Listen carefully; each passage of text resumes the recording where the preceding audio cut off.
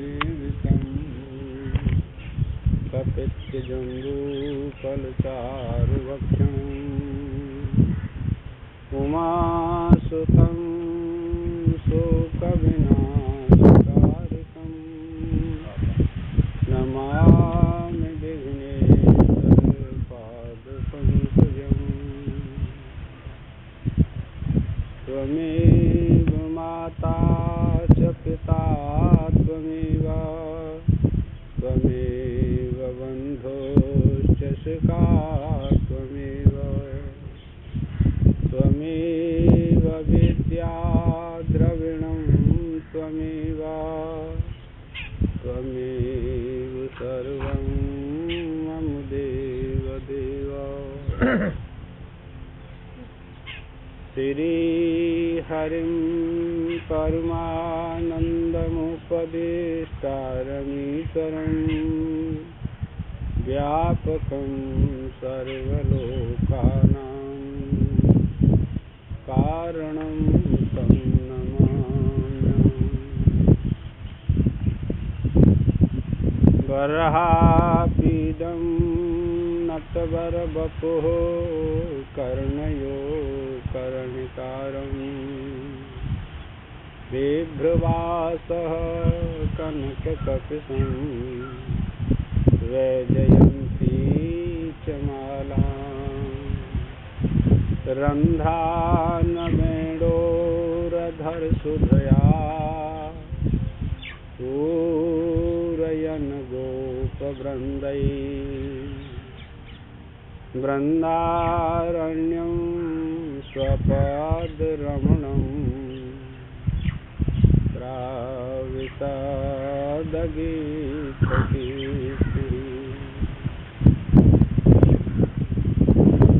चैतन्यं सर्वगमं सर्वं सर्वभूतगुहाशयं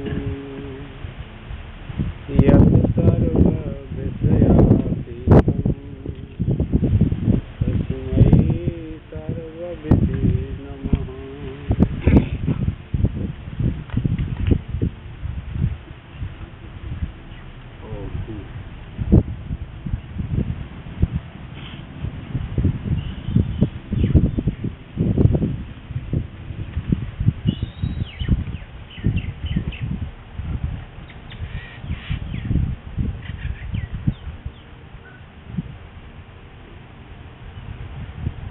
यह जो मंत्र है कि वह ईश्वर बिना पैर और हाथ के चलता और ग्रहण करता है, बिना चक्षु के देखता और बिना कानों के सुनता है, तो इस अभिप्राय को दिखाने के लिए है कि वह ये समस्त इंद्रिय रूप उपाधियों के गुणों की अनुरूपता प्राप्त करने में समर्थ है।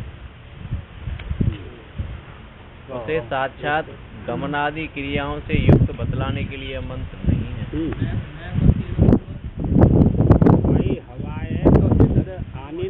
बुलवा दो, जाइए ना, आजा भैया, तू ही बोल, जोर जोर दे,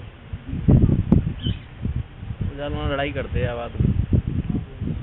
तो मुआ बैठ लियो जी, हवा ना सुनन दे रही, गलती वो की ना आते ना आवेगी ना कृष्णा ही तो हुआ है। तो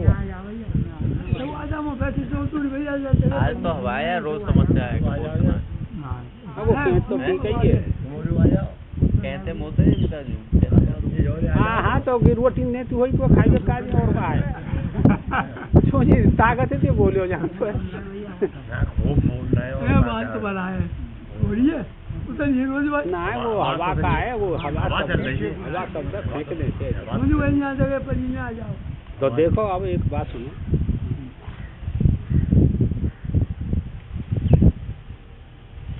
उन्होंने ये बात लिखी, श्लोक कौन सा है?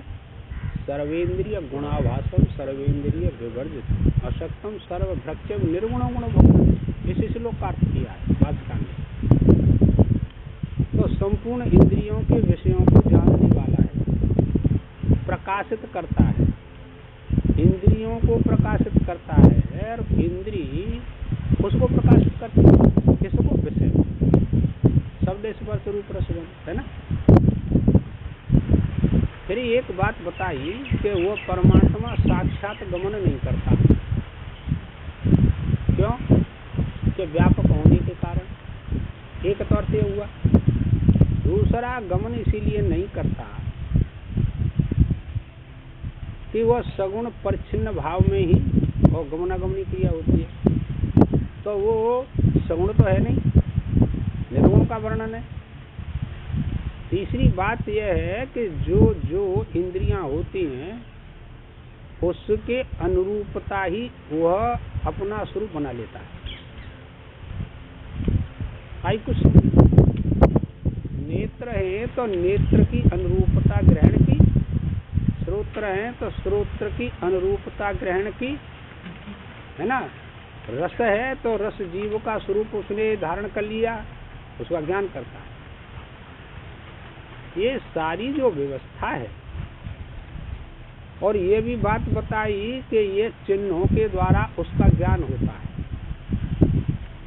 लिंग के द्वारा ज्ञान होता है, इंद्रियों के द्वारा उसका ज्ञान होता है। ये तो पहले आ चुका है। तो अब हम ये देखते हैं कि यह जो मंत्र लिखा है, अपाण पादो जवनो गृहीता पश्यत चक्र शास्त्रलोक करना, श्वेता सत्र उपनिषद का मंत्र है। रामायण भी ये बात लिख दी, भिन्न पग चलाई सुनई भिन्न काम, कर्म न कर्म करई विधनाम। तो उसकी व्यापकता को लेकर के ये सारी व्यवस्था है। पर अब हम ये देखते हैं कि वेद का भी मंत्र है, इसको ठीक प्रकार से जानना चाहिए। जब उपाधि कहीं जाती है तो ऐसा लगता है कि वह चल रहा है। कौन सा मंत्र है? जित है वो तदेजित तन्नेजित तद्दूरे तदंत के, यह उपनिषद का वेद का मंत्र है।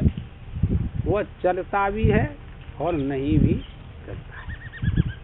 उपाधि को लेकर के चलता हुआ सा प्रतीत होता है, समझे। और उपाधि का त्याग करके वो कहीं नहीं चलता। क्यों? व्यापक वस्तु है। तो गमनागमन की जो क्रिया है एक शरीर से दूसरे शरीर में, तो बिना उपाधि के जाएगा नहीं। इस लोक से परलोक जाएगा तो वो उपाधि जाएगी, उसमें फिर भी गमनागमन की क्रिया नहीं होती। उपाधि में गमनागमन की क्रिया है, उसमें नहीं है। फिर इसके दृष्टांत दिए, घट में आया हुआ आकाश, उसमें प्रतिबिंब पड़ रहा है महाकाश का, किसमें? घट में। अब हम उस घट को कहीं लेकर के जाएं तो उसमें आया हुआ आकाश साथ जाएगा कि नहीं जाएगा? साथ जाएगा। तो घटाकाश साथ चल रहा है कि नहीं चल रहा है? अज्ञान की दृष्टि में साथ चल रहा है और ज्ञान की दृष्टि में घट चल रहा है, केवल इतना अंतर है। ऐसे ही तुम्हारे शरीर में जो आत्म तत्व है, परमात्मा तत्व है, वो शरीर के आने जाने से चलता हुआ, खाता हुआ, बोलता हुआ ऐसा प्रतीत होता है। किसको? अज्ञानी पुरुषों को। और जब विवेक होता है तो न वो खाता है, न पीता है, न चलता है, न सोता है, न जागता है। बस इतनी बात है। तो यह ठीक प्रकार से जान लेना चाहिए कि उसमें किसी प्रकार की क्रिया नहीं होती, किसी प्रकार की क्रिया नहीं होती। एक विशेष बात है। अंधे ने मणि प्राप्त की इत्यादि मंत्रों के अर्थ की भांति उस मंत्र का अर्थ है। हाँ, अब अंधे विचार हो, वह मणि दे दी, वो क्या जानता है इसकी कीमत क्या है, कैसी है? वह दूध मणि है, वैसी मणि है, कौन सी मणि है, इसकी कीमत उसे क्या पता। ऐसे ही अविवेकी पुरुष सारी कल्पना कर लेते हैं किसी के विषय में। वह ज्ञेय समस्त इंद्रियों से रहित है। अब कह दे ना, श्लोक तो ये कहता है ज्ञेयम यत प्रवक्ष्यामि यत् जिज्ञासामृतम् असुनते। उसको जानना चाहिए, जो जानने योग्य है जिसको जान करके मनुष्य परमानंद को प्राप्त होता है, आनंद को प्राप्त होता है, उसको जानना चाहिए। जान करके ही आनंद को प्राप्त होता है। यदि कोई जान ले तो परमानंद हो जाए। ये आनंद, अब देखो यहाँ दो शब्द आए, एक आनंद और एक परमानंद। अज्ञानी पुरुष विषय के संयोग से इंद्रिय भोग करती हैं तो उसमें आनंद मानता है, इसीलिए तो सब उसी में लालायत हैं। पर यहाँ कह रहे हैं हुआ तो एक परमानंद है, उपसर्ग लग गया आनंद के साथ में। उस आनंद के मुकाबले ये विषय आनंद नहीं है, ये तात्पर्य। तो वो तो स्वयं आनंद स्वरूप है। एक बात याद रखना आप लोग कि सबका त्याग करके आनंद की अनुभूति होती है। तुम रोज अनुभव करते हो इस बात का। स्थूल शरीर का त्याग कर दिया, सूक्ष्म शरीर का त्याग कर दिया, तब आनंद आएगा आपको। कैसे?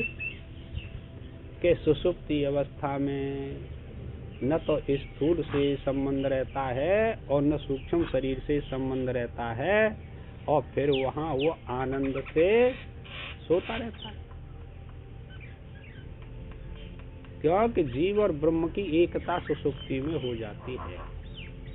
सता सौम्य सदा संपन्न भवति, एक हो जाती। पर सबका साथ छोड़ करके, जैसे सुषुप्ति में आनंद की अनुभूति हुई और सबका साथ छोड़ दिया, ऐसे जागृत अवस्था में सबका साथ छोड़ देगा यह जीवात्मा, तो आनंद की, परमानंद की अनुभूति करने लगेगा। और यह छूटेगा विचार से, कर्म से तो छूटने वाला है नहीं संसार।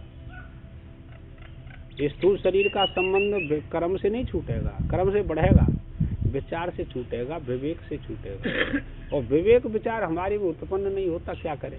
क्योंकि पापों की बहुलता है।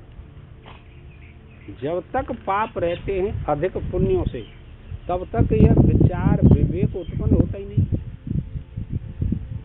कि मैं इनका त्याग करूं, स्थूल और सूक्ष्म शरीर का। क्यों? ये अविद्या के कार्य है और अविद्या इनकी कारण है।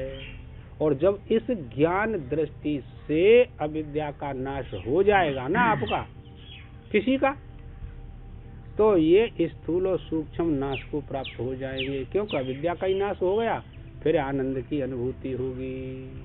बस इतनी बात है। इसमें न जाने कितने दृष्टांत हैं। देखिए, ताक्षा कुछ गढ़ता है, कुछ बनाता है।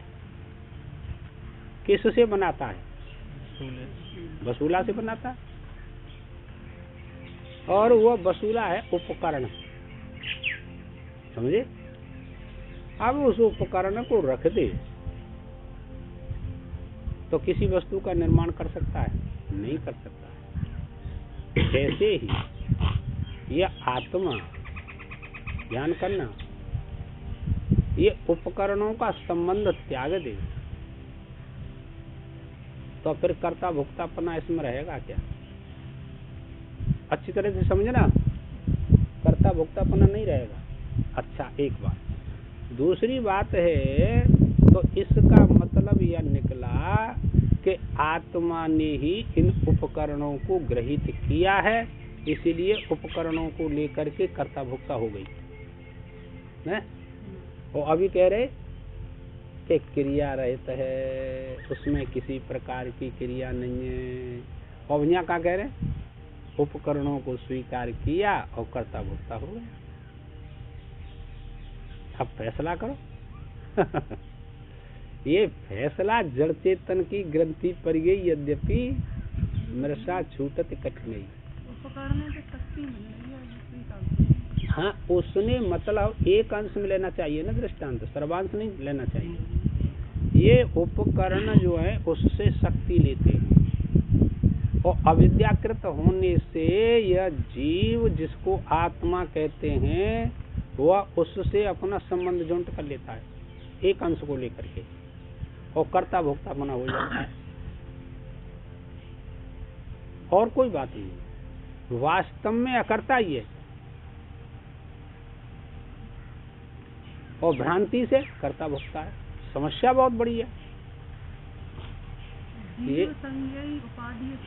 बस उपाधि को स्वीकार करके जीव संज्ञा प्रकट हो जाती है और यह ग्रंथि है। मुंडकोपनिषद में क्या दिया? विद्यते हृदय ग्रंथि छिद्यन्ते सर्व संशया क्षीयन्ते चास्य कर्माणि तस्मिन् दृष्टे परावरे।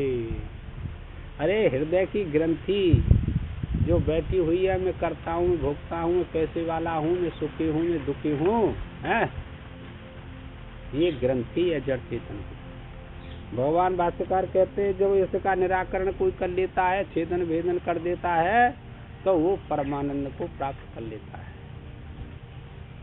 छेदन भेदन क्या है? मोह वृत्ति का त्याग कर दो, छेदन भेदन हो गया। हम क्या करें? और मोह वृत्ति आप छोड़ना नहीं चाहते। संसार का कोई जीव अपनी मोह वृत्ति को छोड़ना नहीं चाहता। समस्या तो ये है सबसे बड़ी। कितना भी दुख भोगता रहे जीवात्मा, पर यह कहे कि दुख का जो मूल है उसको खोजना चाहिए। आप दुख के मूल को तो खोजते नहीं, इसीलिए दुख जाता नहीं, याद कर लो। हारिए खोपड़ी में का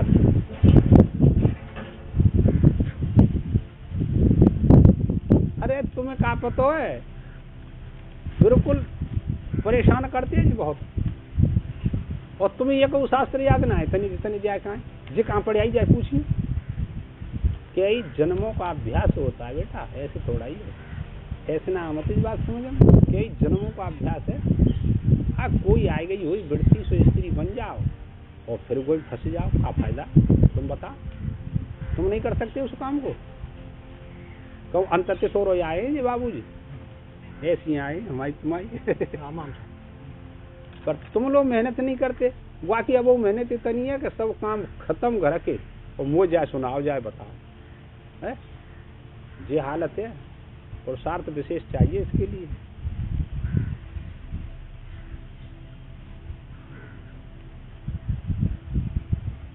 वह ज्ञेय समस्त इंद्रियों से रहित है, इसलिए समस्त इंद्रियों से रहित है। ज्ञेय यानी आत्मा, वो किसी इंद्री का साथ नहीं करता, एक पर हमको साथ सा प्रतीत हो रहा है।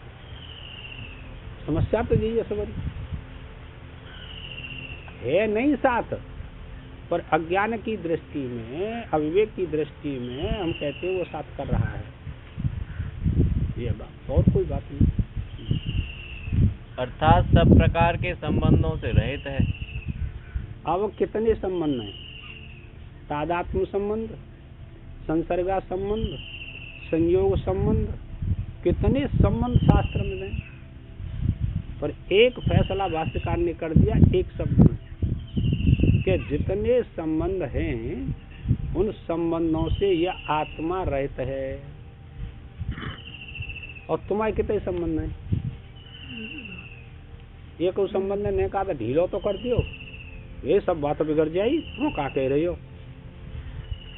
रिश्तेदारी ने के कितने संबंध, भाई बंधु के कितने संबंध हैं, हमारी सब स्वामी बात बिगड़ जाएगी। जी बैठी भैया भीतर, तो फिर जी ज्ञान क्या करे तुम? आओ, संबंध जितने होते हैं वो अविद्याकृत होते हैं। किसी का किसी से कोई संबंध नहीं। संबंध विच्छेद जब तक नहीं होगा तब तक उस आत्म आनंद को कोई ग्रहित नहीं कर सकता। हम क्या करें? शास्त्र की मर्यादा है।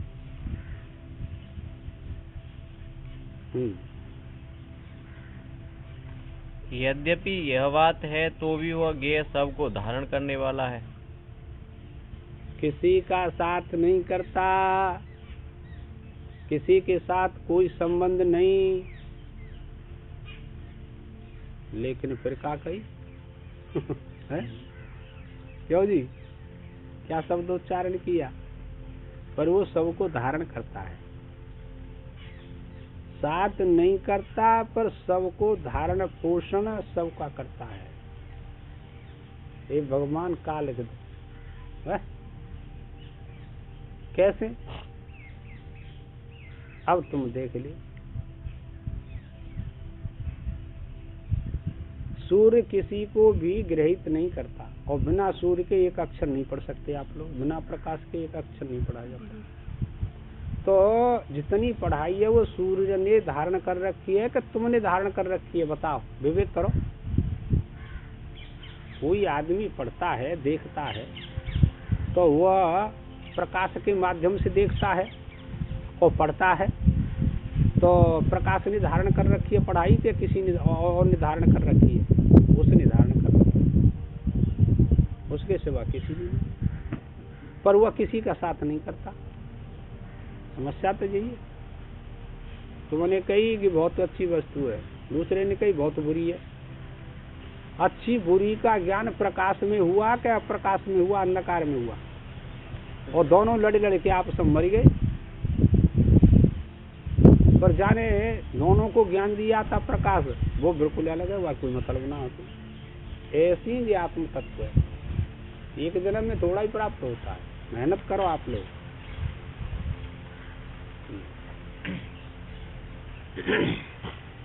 सद्बुद्धि सर्वत्र व्याप्त है। सद्बुद्धि, असद्बुद्धि, असद्बुद्धि, दो ही प्रकार का ज्ञान होता है, एक यथार्थ और एक अयथार्थ। उसको बुद्धि लगा लीजिए आप लोग, बस, और कोई बात नहीं। अतः सत्य ही सबका अधिष्ठान है। ठीक है सर, सत्य ही सबका अधिष्ठान है। एक बात याद रखना, जहाँ सत्य रहेगा वहाँ चित्त भी रहेगा, और जहाँ चित्त रहेगा वहाँ आनंद भी रहेगा। तीन विशेषण है ना, सत्य, चित्त, आनंद। एक के बिना एक का अस्तित्व नहीं होता। एक प्रसंग ऐसा है, और एक प्रसंग ऐसा है, आपको सब बता देंगे कि सत्य चित्त रह सकता है पर आनंद नहीं रह सकता। वो आनंद अलग हो जाता है। क्यों? आनंद यदि भिन्न न होता तो अज्ञानी पुरुष विषयों की खोज में क्यों रहते? विषयों में आनंद मान रखा है, इसीलिए अमुक वस्तु से आनंद लूंगा, अमुक वस्तु से आनंद लूंगा। इस प्रकार से उस आनंद के उपभोग के लिए विषयों में आनंद ढूंढते हैं। कौन? अविवेकी। लेकिन विवेकी पुरुष वो कहते ना, जहाँ सत्य रहता है, चित्त रहता है, ज्ञान रहता है, वही आनंद होता है, उसको त्याग करके नहीं रह सकता। ये विवेक की प्रधानता, ये तात्पर्य।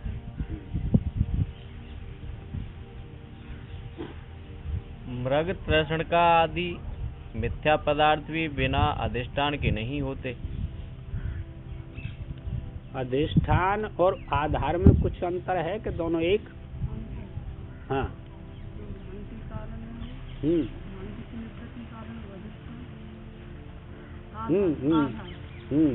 फिर वो सत्य बोले। हाँ, अब सही। ठीक है, बताइए, गलत बताइए, तू तो सर्टिफाई करेगा भाई, दोनों जगह होता है, सही बताइए। चलो, भ्रांति काल में और भ्रांति की निवृत्ति काल में हो, उसको क्या कहेंगे? आधार। आधार भ्रांति का साधक होता है, ध्यान करना। आधार क्या होता है? भ्रांति का साधक होता है, वो सामान्य होता है, और जब उसका विशेष ज्ञान होता है वही अधिष्ठान हो जाता है, तो भ्रांति की निवृत्ति हो जाती है।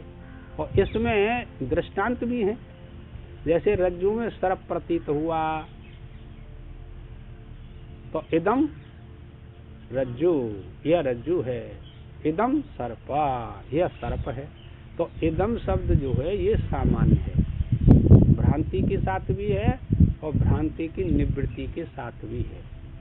और जब इस आधार का विशेष करके ज्ञान होगा कि इदम रज्जु, यह तो रज्जु है, रस्सी का टुकड़ा है, तो जो सर्प था ना, इदम सर्प, वो भाग गए, बस, और कोई बात। सत आधार।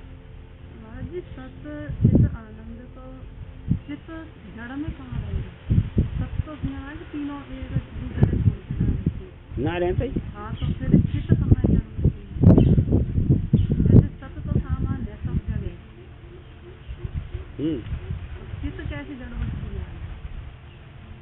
चित्त तो वहाँ अंतःकरण हो वहीं तो। बात तो सही है तुम्हारी, पर यह देखो कि जो जड़ वस्तु है वह नाम और रूप को लेकर के है कि किसी अन्य को लेकर के है? लेके है ना। और नाम रूप किससे प्रकाशित हो रहे हैं? अब देख लो तुम, जहाँ सत होता है उसमें चित्त छुपा हुआ रहता है और उसमें ज्ञान दृष्टि भी होती है, समझे? अपना स्वयं ज्ञान कराएगा तो उसमें ज्ञान होगा, ज्ञान शक्ति होगी कि नहीं? तो जी वो प्रसंग आ जाएगा जहाँ जहाँ वृत्ति आई चेतन। बस वो बिल्कुल ठीक बात बताई। जहाँ जहाँ हमारी मनोवृत्ति जाती है, अंतःकरण की वृत्ति जाती है, वो अपने स्वरूप को ही विषय करती है, बस और कोई बात नहीं। बिल्कुल ठीक है। ये ऐसा ये काम भाई, तुम्हारी वृत्ति में सत्य भी है, चित्त भी है। अब ध्यान करें दूसरी तरीका से, तो आनंद भी है, तो वृत्ति जड़ है कि चेतन? वृत्ति जड़ है ना, तो उसमें सत्य भी है और चित्त भी है, ज्ञान करने की शक्ति है कि नहीं? तो सत्य को छोड़ करके चित्त रहा कि नहीं रहा? क्या नहीं रहा? बस छुट्टी है कि तुम्हारे प्रश्न का उत्तर गंभीर हो गया।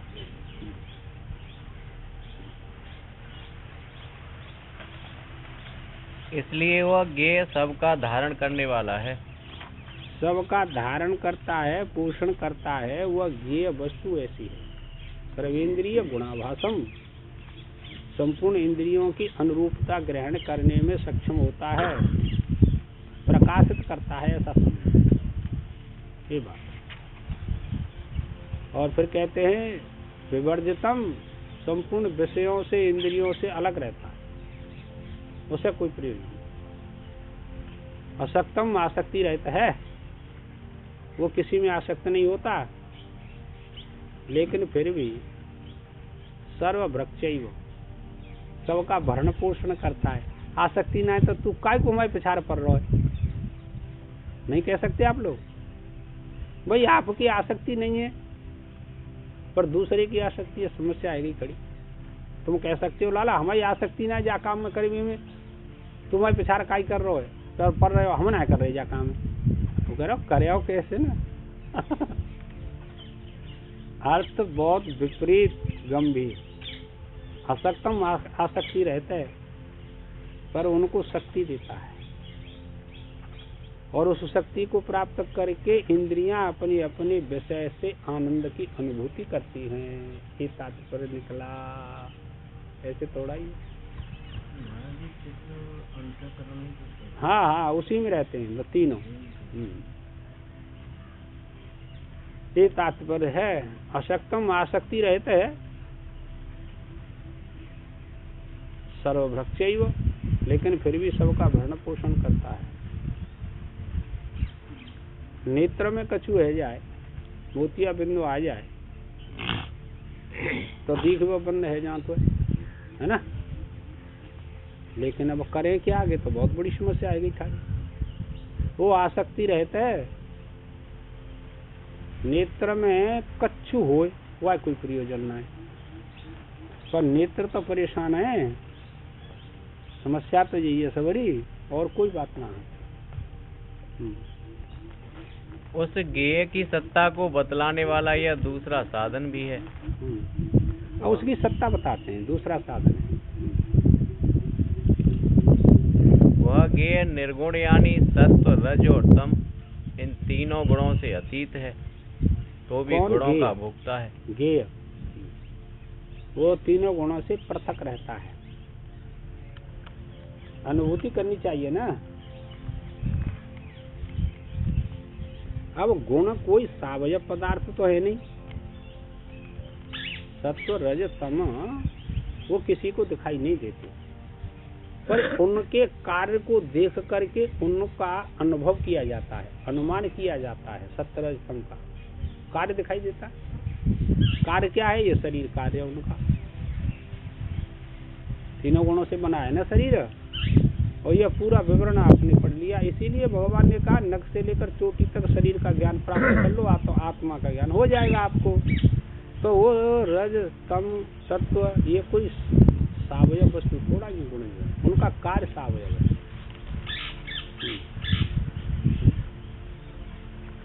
इन तीनों गुणों से अतीत है तो भी गुणों का भोक्ता है, अर्थात वह ज्ञेय सुख दुख और मोह के रूप में परिणित हुए तीनों गुणों का शब्द आदि द्वारा भोग करने वाला, उन्हें उपलब्ध कराने वाला है। भोग करने का अर्थ उन्होंने क्या किया? उपलब्ध कराने वाला, बस और कोई बात नहीं। बस इसी को उन्होंने भोग कह दिया। प्रकाशित करना ही उसका भोग कर रहा है। हाँ, जैसे आपके कमरे में बहुत बर्तन रखे हैं, आपकी बहुत वस्तु रखी हैं और अंधकार है, तो आप उनको में से हम मंगाएं तो कोई नहीं ला सकता कोई, लेकिन दीपक जलाया तो अब सारे बर्तन सारी वस्तु प्रकाशित होने लगी। बस उस प्रकाश का यही भोग है कि वो सबको देख रहा है और सबको दिखा रहा है कि जैसी वस्तु चाहिए उसको आप ले जाइए, है ना। बस उसका यही भोग करना है। ऐसे ही सूर्य का यही भोग करना है कि आप कुछ भी पढ़ें, बस उसका यही भोग करना है। इसी प्रकार से वो भोगता है, और क्या, बस इतना ही।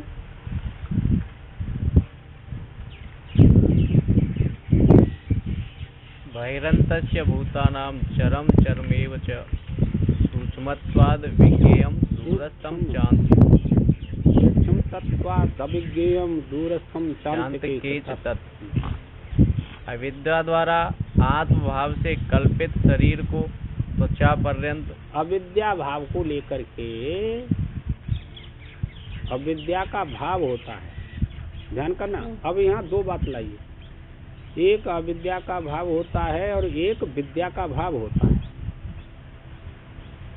अविद्या के भाव को लेकर के तुम्हारे शरीर में नख से लेकर चोटी तक जितनी विक्रिया हो रही है वो अविद्या के भाव को लेकर के हैं, विद्या के भाव को लेकर के।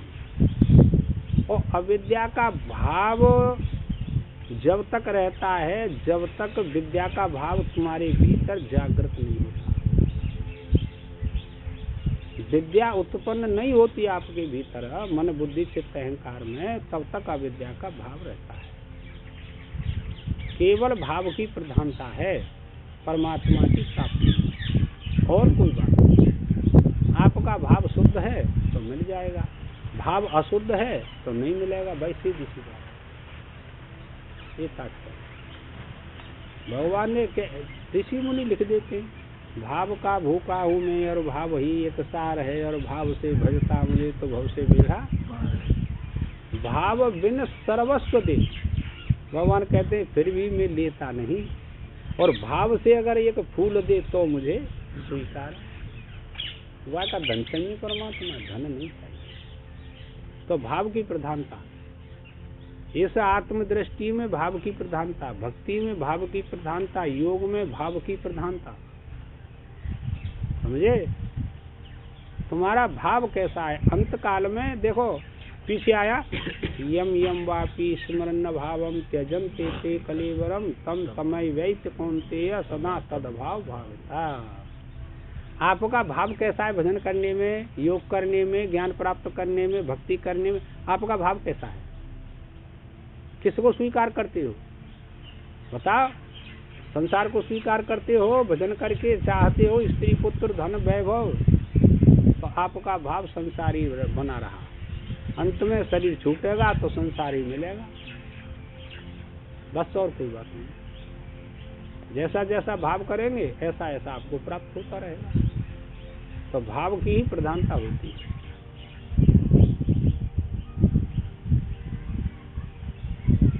क्रिया की प्रधानता नहीं होती, भाव की प्रधानता होती है।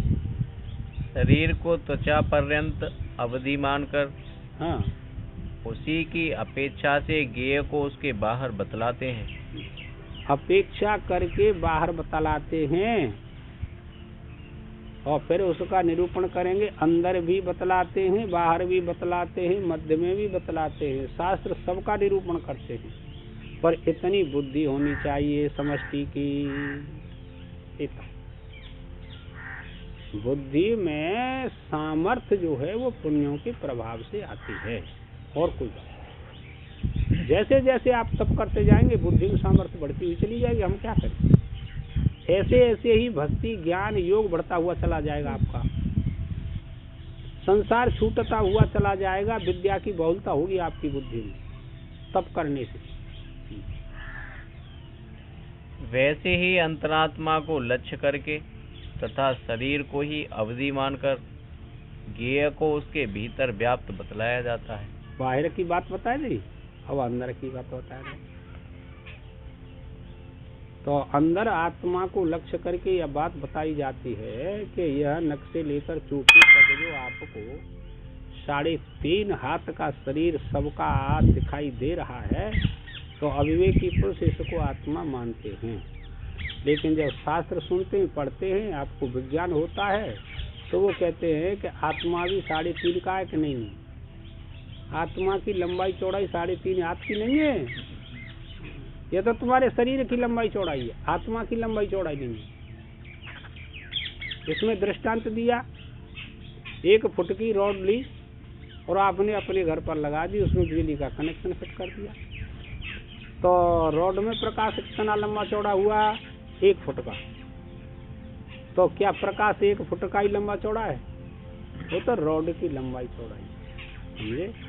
ऐसे ही शरीर की लंबाई चौड़ाई बताई शास्त्र में, आत्मा की लंबाई चौड़ाई नहीं बताई भाई, वो इससे भिन्न है, बस और कोई बात नहीं, ये जानना चाहिए।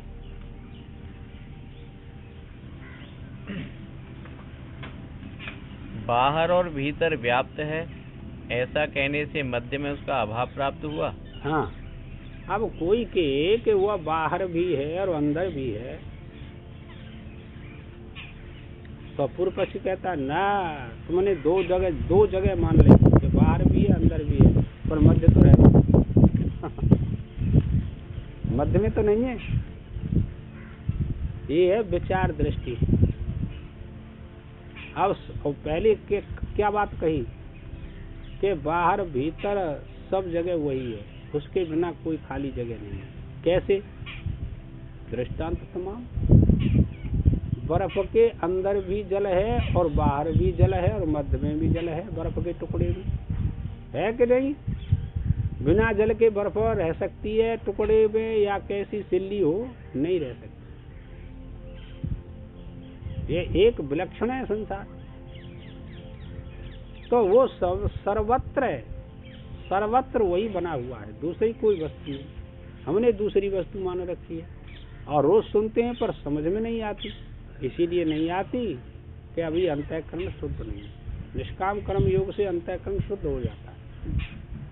इसलिए कहते हैं चर और अचर रूप भी वही है। अरे अब ये उत्पत्ति प्रकरण लिया, चराचर कहने से जड़ भी वह है और चेतन भी वही है। सबका निर्माण किया, तदैक्षत बहुश्यम प्रजाएं, उसने बहुत सी प्रजा बनाई है? उत्पत्ति प्रकरण से आपका यह समाधान हो जाएगा। श्रुति कहती है नाम रूप व्याकरवाणी, भगवान ने देखा मैं नाम रूप को प्रकट करूं, बस बाकी कुछ नहीं। फिर दूसरी श्रुति ने अच्छी तरह समझाया यजुर्वेद में, ब्रह्मवायदमग्रमासी तदात्मानमेवावेद, इस सृष्टि के नाम रूप के प्राकट्य के पहले केवल एक ब्रह्म ही था, दूसरी कोई वस्तु नहीं थी। तो एक ही था श्रुति के अनुसार कि हाँ, तो फिर क्या हुआ? तो उसने जाना अहम ब्रह्मास्मि, मैं ब्रह्म हूँ, ऐसा जाना। तो फिर क्या हुआ?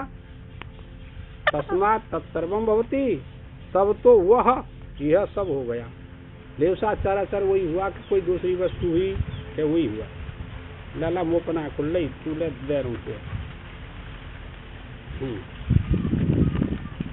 चल ले ले मरे मत ले, खा ले मैं का नहीं करूँगा।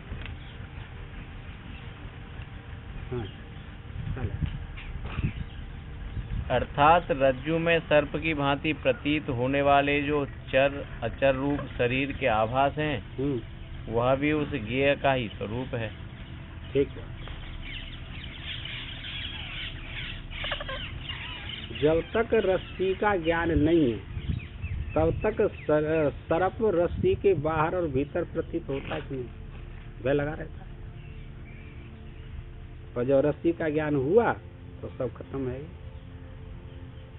अब अति थप्पड़ दूंगो बाना खा सकती कितना बदमाश।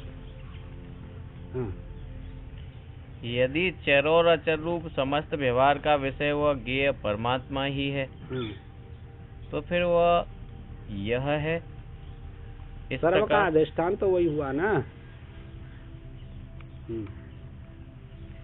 इस प्रकार सबसे क्यों नहीं जाना जा सकता? इस पर कहते हैं, ठीक है, सारा दृश्य उसी का स्वरूप है, तो भी वह ज्ञेय आकाश की भांति अति सूक्ष्म है। वह डिब्बा लिया तू मर जाएगा जी, सवेरे खाएगा और फिर आप परेशान करते हैं। मुंह पकड़ते हो कुछ। हाँ तो रुक जा खाना तो ना है। चलो हाँ चल भाई माई और हानि कर तो अब वो तो होएगा, वो तो आप काम चल ले तू जाम से खाए ले। नई चीजें कमाना तो है, नई चीजें में खाते थे। ले ये तो बढ़िया चीज है, ले चल।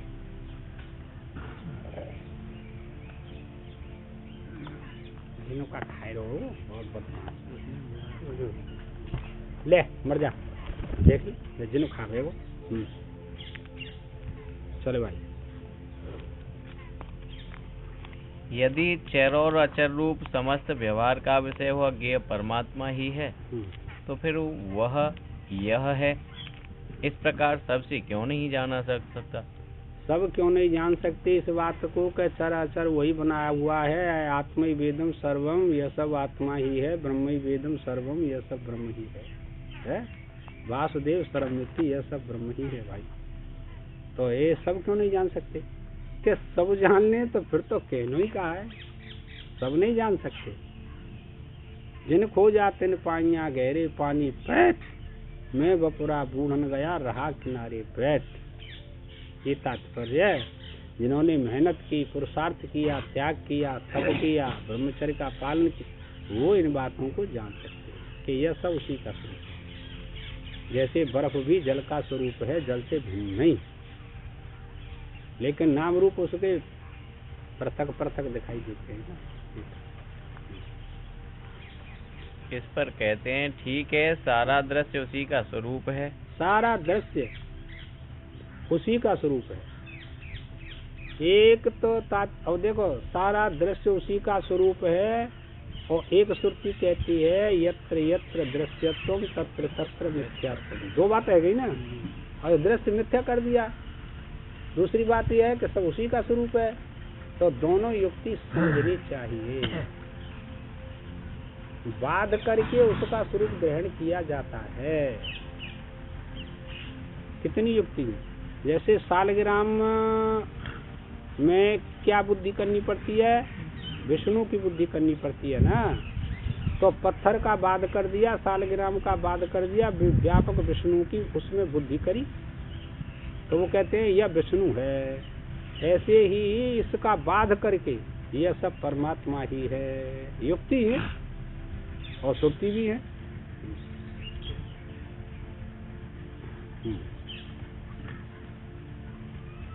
ज्ञेय आकाश की भांति अति सूक्ष्म है, अतः ज्ञेय आकाश से भी सूक्ष्म है। पृथ्वी, जल, तेज, वायु और आकाश, चार भूतों से आकाश सूक्ष्म है लाला, है ना। और आकाश से भी सूक्ष्म क्या है? परमात्मा, जानने योग्य परमात्मा। अब उसको सब जानते क्यों नहीं? जैसे जैसे सूक्ष्म वृत्ति होगी, आपके पाप गल जाएंगे निष्काम कर्म करने से, तो वह वृत्ति सूक्ष्म होगी। सूक्ष्म से भी सूक्ष्म विषयों को जानने वाली बुद्धि वृत्ति उसे जान सकती है, देख सकती है, प्राप्त कर सकती है।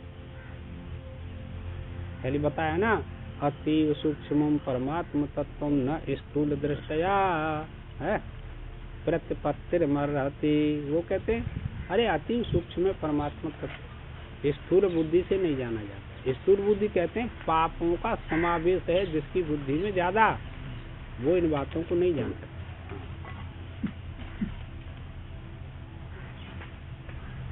तथा यद्यपि वह आत्म रूप से ज्ञेय है तो भी सूक्ष्म होने के कारण अज्ञानियों के लिए अविज्ञ ही है। जो अज्ञानी पुरुष हैं वो इस बात को नहीं जान सकते कि वह आत्मा में ही हूँ। क्यों? कि आवरण से यह ज्ञान ढका हुआ, बाकी और कोई बात नहीं। और जो जिन्होंने निष्काम कर्म योग करके पापों का शमन कर दिया है, अंतःकरण को शुद्ध कर लिया है, वो इस बात को जानते हैं कि वो कहाँ खोजेंगे, वो मेरे से भिन्न नहीं। अपने से भिन्न खोजने के लिए लग जाओ तो आपको कहीं मिलेगा नहीं। वो कहीं चले जाओ तो कहीं नहीं मिलेगा। और जब सूक्ष्म दृष्टि से खोजेंगे तो अपना आत्मा ही ठहरता है। तो वो विचारवान पुरुष, विवेकी पुरुष अपनी आत्मा को ही खोजते हैं एकांत में बैठ करके। एकांत में बैठ करके यह विचार दृष्टि और उज्जवल हो जाती है साधन वाले के लिए। ज्ञानी पुरुषों के लिए तो यह सब कुछ आत्मा ही है। यह जो कुछ भी दिखाई दे रहा है, जिनको अपने आत्म स्वरूप का ज्ञान हुआ है, अद्वैत ब्रह्म का ज्ञान हुआ है, उसके लिए सब आत्मा है। आत्मा ही वेदम सर्वो। यह सब कुछ ब्रह्म ही है। हाँ, ये बात इत्यादि प्रमाणों से वह सदा ही प्रत्यक्ष रहता है। प्रमाण भी है इसके विषय में। वह ज्ञेय अज्ञात होने के कारण और हजारों करोड़ों वर्षों तक भी प्राप्त न हो सकने के कारण एक बुद्धि सावधान कर ले, ये और बात है। 1000 करोड़ वर्षों तक कोई प्रयत्न करता रहे फिर भी प्राप्त नहीं होगा। जब तक यह नहीं सुनेंगे, इसको ज्ञान को स्वीकार नहीं करेंगे, तब तक संसार बंधन मोक्ष हो नहीं सकता किसी का। एक जगह ही ठाड़े रहें तो यात्रा कैसे शुरू होगी? एक जगह ही खड़े रहें और यूं कहें कि वहां की यात्रा करने गंगा की, तो पहुंच जाएंगे। इसका मतलब क्या हुआ? जो एक ही मंत्र का जाप करते रहे पूरे जीवन, कई जन्मों तक, तो क्या इस वेदांत की जो यात्रा है उसको पूरी करेंगे? ये किस लिए बनाया? ये जप, पुरुषचरण, ध्यान, ये सब अंतःकरण की शुद्धि मात्र के लिए है बस। फिर भी यह ज्ञान श्रवण करना पड़ेगा गुरु से। आचार्यवान पुरुषो वेदा, ये करना ही पड़ेगा। पर शुद्ध अंतःकरण में यह ज्ञान, यह विचार उत्पन्न होता है, उससे पहले नहीं। और हम में जाने कितनी अवगुण बैठे, इसीलिए यह स्थिर नहीं होता लाला। अज्ञानियों के लिए बहुत दूर है, किंतु ज्ञानियों का तो वो आत्मा ही है। अज्ञानी तो बेचारे, भगवान शिव ने क्या लिखा? इदम तीर्थम भ्रामयतीतम साजना आत्म तीर्थम न जानाति कथम मोक्ष शृणु प्रिय। अरे पार्वती, ये संसार के लोग ऐसा ही जो तम से ग्रसे हुए हैं, वो कहते हैं इस तीर्थ को चलो, इस तीर्थ को चलो, इस तीर्थ को चलो, लेकिन जो वास्तविक तीर्थ है उस पर दृष्टि नहीं लोगों की। सबसे सुंदर तीर्थ, सबसे बड़ा तीर्थ क्या है दुनिया में? अत्यंत शुद्ध किया हुआ अपना मन सबसे बड़ा तीर्थ है। इस पर दृष्टि नहीं लोगों की। ये तात्पर्य। तो मन की शुद्धि के लिए कि जो उपाय बताए उनको कीजिए, वो करते नहीं।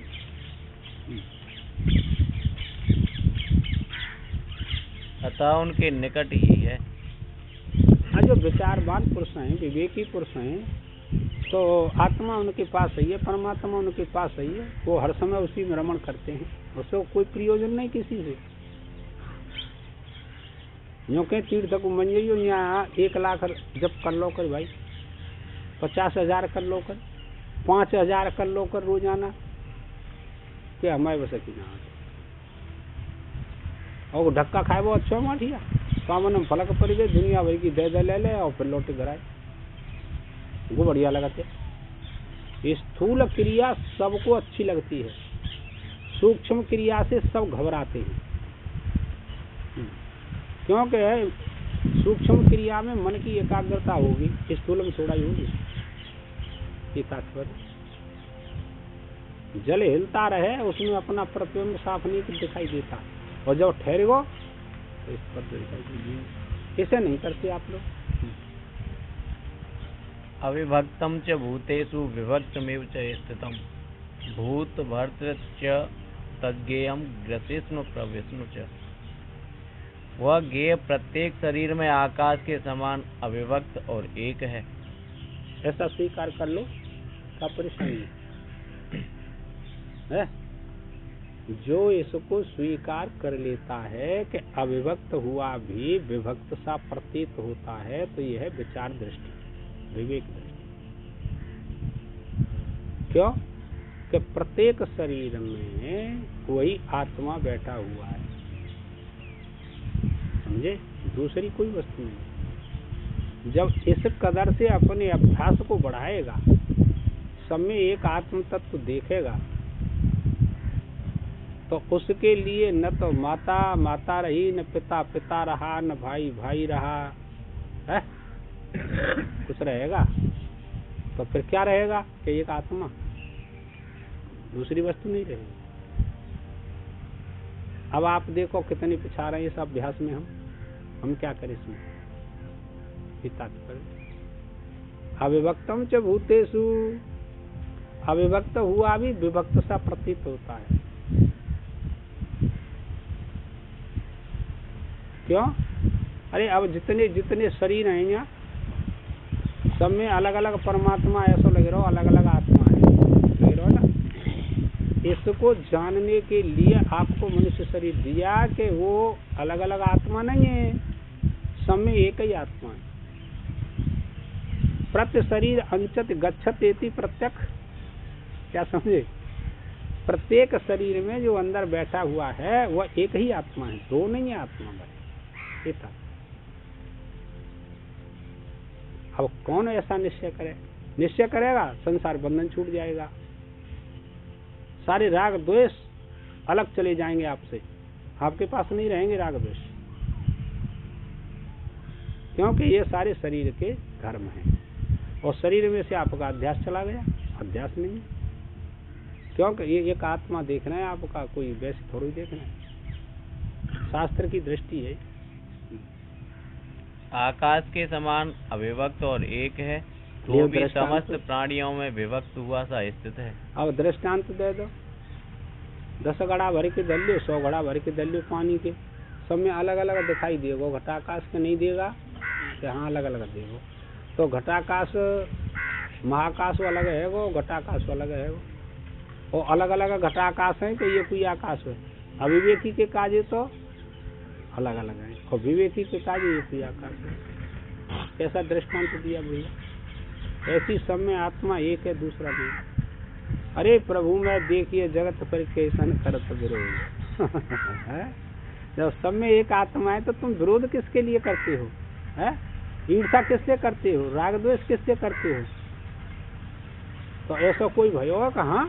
कितने है गए कलयुगों में है गए, द्वापर त्रेता सत्य सब में भय ऐसे आदमी, ये बात है, सब में भय। मेहनत का काम तो है, क्योंकि उसकी प्रतीति शरीरों में ही हो रही है। आत्मा की प्रतीति शरीरों में होती है, बाहर नहीं होती।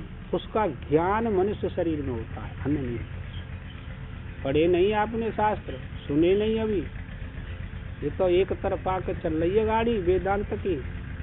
अब भी ऐसे मत हैं कि जहाँ पर सुख दुख होते हैं वहीं पर आत्मा है, परमात्मा है, और जहाँ सुख दुख नहीं होते हैं वह आत्मा परमात्मा नहीं है। अब भी चल रहे हैं। कौन सा मत है? ध्यान है? ओम शांति। हाँ, तो उसको पता है, तू भूल जाते। ये बात है भैया जी।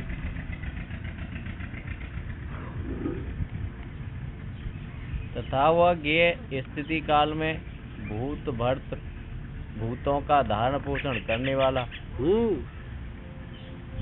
भूतों को धारण भी करता है और उनका पोषण भी करता है।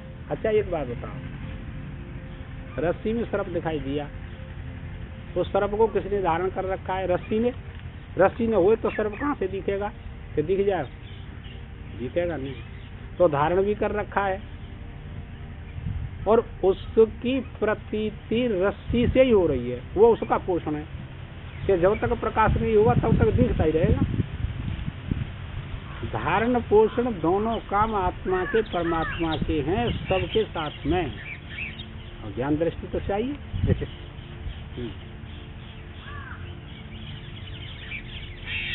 प्रलय काल में ग्रसिष्णु सबका संहार करने वाला। ले सा उत्पत्ति प्रकरण बता दो, फिर लाई प्रलय काल है कि उत्पत्ति भैया उसका नाश अवश्य होगा, तो प्रलय काल तो अवश्य होगा। नित्य प्रलय होती है, कालबाढ़ प्रलय होती है, महाप्रलय होती है, कितनी प्रलय लिख देंगे जन। पर वो तो जो कह रहे हैं प्रलय काल में ऐसा ही होता है, सब एक में समा जाता है। और उत्पत्ति के समय प्रभु विष्णु सबको उत्पन्न करने वाला है। जब आई जब उत्पन्न कर दो, जब आई जब लय कर लो, उत्पन्न करके सबको पालन पोषण कर रहा, का नुकसान है। जैसे कि मिथ्या कल्पित सर्पादि के उत्पत्ति स्थिति और नाश के कारण रज्जु आदि होते हैं। अब वो तो पहले बताए दे ना। तो तीनों का कारण क्या है? रस्सी। बस कितना ध्यान रखो। और ज्यादा सूक्ष्म में जाएंगे तो रज्जु उपहित चेतन आश्रित अविद्या का तमोगुण, और वृत्ति उपहित चेतन के आश्रित सत्वगुण। दोनों एक देश में भाई तो है वो सब बच्चा। कितनी बढ़िया प्रक्रिया है। तो सुनते सुनते ये आवरण दूर हो जाता है। लाला चलो, बोलो सदगुरुदेव भगवान की जय।